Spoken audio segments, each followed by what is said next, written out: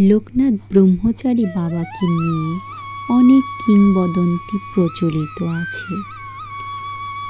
কেউ কেউ মনে করেন লোকনাথ ব্রহ্মচারী বাবা জাতিস্বর।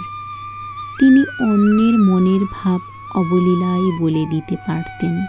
একদিন বারদির গ্রাম্য পথে বাবা আপন মনে ঘুরে বেড়াচ্ছেন। হঠাৎ দেখলেন কয়েকজন ব্রাহ্মণ যজ্ঞোপবীত গ্রন্থি দিতে গিয়ে জট পাকিয়ে ফেলে নিজেদের মধ্যে কলহ শুরু করেছে। বাবা তাদের কাছে এগিয়ে যেতেই ব্রাহ্মণরা তাকে পাগল ভেবে তাড়িয়ে দেবার জন্য দূর দূর করতে থাকে। বাবা কিন্তু নির্বিকার।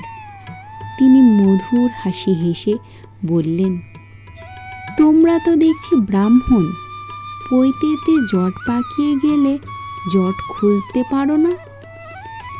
গায়ত্রী জপ করলেই তো খুলে যাবে। পাগলের কথা শুনে সবাই বিস্মিত হয়। তারা বলে, জপ তো করলাম, কিন্তু খুলছে কোথায়?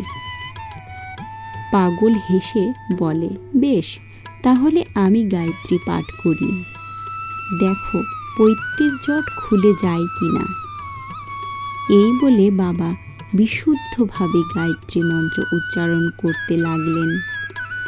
কিছুক্ষণের মধ্যেই বিস্মিত ব্রাহ্মণগণ দেখলেন পৈতের জট খুলে গেছে।